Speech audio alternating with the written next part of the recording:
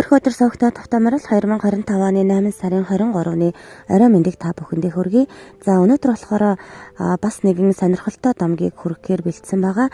Архангай аймгийн Их Тамир суманд орших Хүүш хайрхны тухай сэтгэл сэмлэм нэгэн домгийг та бүхэндээ хүргэнэ. За өмнөх дугаарууд дээр бол яг нэг газрын 3-4 домгийг товчхон байдлаар та бүхэндээ хүргэдэг байсан бол энэ удаагийн дугаараараа нэг газрын бүтэн домгийг нь хүргэе гэж бодсон. Яагаад гэвэл энэ домог болохоор маш сонирхолтой, тийм үйл явдалтай өрнөлтөө маш гоё домгийг нь бол бүтнээр нь хүргэе гэж бодсон. За манай сувгийн гол зорилго нь болохоор би ийм домог олж мэдлээ, та хэдтэй хуваалцаж гин, та хэд маань ямар домог мэдэх вэ гэд ерөнхийдөө өөрийн олж мэдсэн домгуудаа бусдтай хуваалцах зорилготой ийм сувг шүү. Тэгэхээр тэрийг та бүхэн манаас зөвөр ойлгоорой. Ингээд домогтой орцгоё. За хүүш гэдэг үгийн утгыг нь болохоор та хэдээс юу гэж ойлгож гин? Хүүш гэдэг үгийг болохоор ерөнхийдөө хоёр утгаар тайлбарладаг юм байна.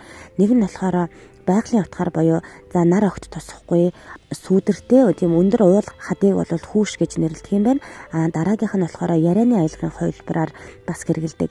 Хүмүүс хүүшээ чи ямар сонирн бэ? Хүүшээ яагаад байгаа юм бэ гэд ингээд бид нар яг ингээд тухайнхаа сэтгэл хөдлөлөөр ингэж хүүшээ гэж их уулга алддаг штэ. Ийм хоёр утгаар хэрэглэгддэг юм байна. Хүүш гэдэг үгийн утга нь бол за домог нь болохоор Архангай аймгийн Их Тамир сумын нутагт орших нэгэн сайхан уулыг Хүүш хайрхан гэж нэрлэдэг. Тэр уултай холбоотой нэгэн гонигтай домог бий. Эрд урдын цагт энэ нутагт дижид хэмээх үзэгслэн төгс эмэгтэй хүний бүхий сайхан шинжийг бүрдүүлсэн нэгэн бүсгүй амьдардаг байлаа. Өндөр нуруутай цагаан цавир царайтай гялалтсан хар нүдтэй гизгэн урт хар хинч харсан атаархмаар нэгэн байсан гэдэг. Түүний тухай нутгийн хүмүүс бэрийн сайн жишээ эрчүүдийн мөрөөдөл болсон бүсгүй гэж ам оролдон ярьдаг байлаа. Дижид бүсгүйг нутгийн нэгэн ноён майдарт мөрөгхөөр явах замдаа харж баг хатнаа болгохоор сэтгэл шолоодож. Тэгээд диждийн эцэг эхт нь хадаг юм бөөргснөөр диждийн аав ээж ч баярлан ноёнд охиноо өгөхийг зөвшөөрсөн байна.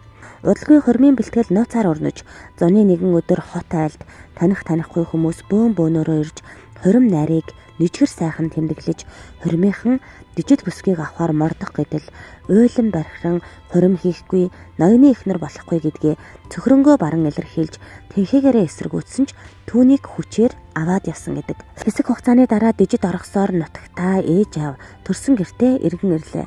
Харин удалгүй ноёныхон араас нь хөөж ирж түүнийг хүчээр буцаагаад л аваад явж. Энэ сэтгэл сэмлэм үйл явдал хэд хэдэн удаа давтагдсан гэдэг. Нэг өдөр хот айлынхан хүүшин өрт зусаж байтал алс зүүн талаас их тоос манран нэгэн бүсгүй морьтой наашаа давхиж харагдав. Хойноос нь морьтой олон хүн ч хөөж явлаа. Ойртон ирэхэд тэр бүсгүй дижид мөн байлаа. Тэр гэр рүүгээ чиглэн давхиж яваад гинэт хойд уул руу иргэн зогтож. Морин хурдан байсан ч хойноос нь хөөж явсан хүмүүс ч улам ойрцоор л байлаа. Уулын оройд гарч ирсэн бүсгүй морносоо буугаад явганаар цааш гүйнодов. Тэр уулын ард талд цавчим ганг хүн битгийг л шууж орохгүй тийм өндөр хадан хясаа байсан гэдэг. Хөөсөн хүмүүс уулын орой дээр хэсэг саатан диждийг хайж бараа нь харагдахгүй болохоор нь хөөж явсан хүмүүс болон хот айлынхан уулыг тойрон давхиж очиход харамсалтай дүр зураг огтжээ. Хөөрхий дижид гангийн яроолд амьгүй хэвтэж байсан бөгөөд түүний дэргэд уринхай хүрэн-дээлтэй нэгэн хар хүүчмэн хатан цохоноос унаж амиа алдсан байж. Тэр залуу хэн юм болоо гэж хот айлынхан хөөж явсан нөхдөөс нь асуухад тэр нь диждийн жинхэнэ хайртай хүн болох балбар байсан гэдгийг хэлсэн. Түүнтэй хамт явсан нөхд нь түүнийг дижид рүү яаран давхихад бүсгүй тэднийг ноёныхан гэж андуурч эргэж чаралгүй зогтсон гэдэг. Хайртай залуу балбар нь диждээ гэж нэрээр нь дуудан хөөсөн ч тэр сонсолгүйгээр гангаруу гүйсээр эцэстээ ийм эмгэнэлт явдал болсон байна. Балбар хайртай хүний хадан хясан дээр байхыг хараад хүүш диждээ чи яаж байгаа юм бэ хэмээн дуудаад араас нь шүүрч авах үед хөөрхий дижид хайртай балбарыгаа гэж танилгүй өсөрсөн гэдэг.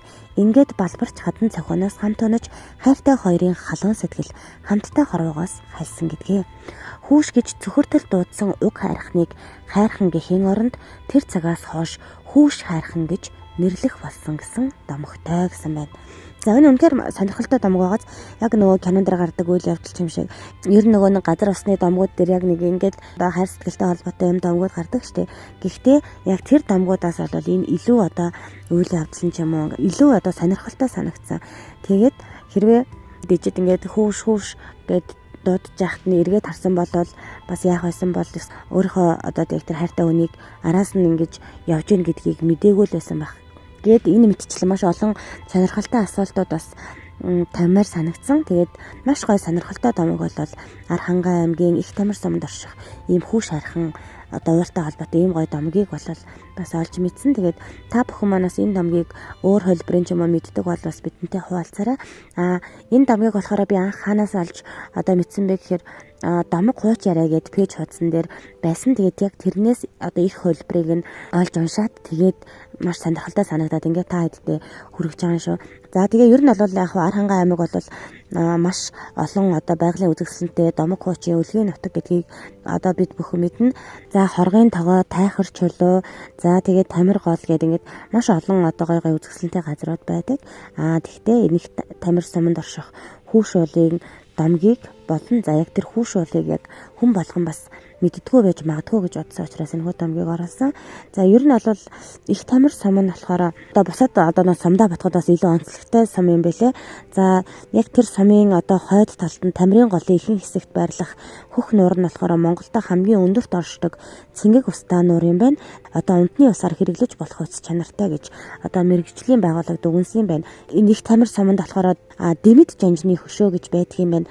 За энэ Дэмэд жанж нь болохоор яг ямар хүн бэ гэхээр Их Тамир сумын хан ундар багийн алтан төв шимэх газарт мэндэлсэн ийм хүн юм байна. Тэгээд ер нь бол нөгөө хан ундрын баг сургуульд суралцаад одоо 1921 онд ардын журамт цэрэгт илсэж тэгээд одоо нөгөө цагааны дээрэмчдийг бут цохиход маш өндөр гавьяа байгуулсан. Тэгээд маршал өрлөг жанжин гэж цолоор шагнагдчихсэн ийм одоо алдартай хүний хөшөө бол бас Их Тамир суманд байдаг юм байна. За ингээд өнөөдрийнхөө дугаар та хамт исэн та бүхэндээ баярлалаа. За өнөөдрийн домог нь таалагдсан уу?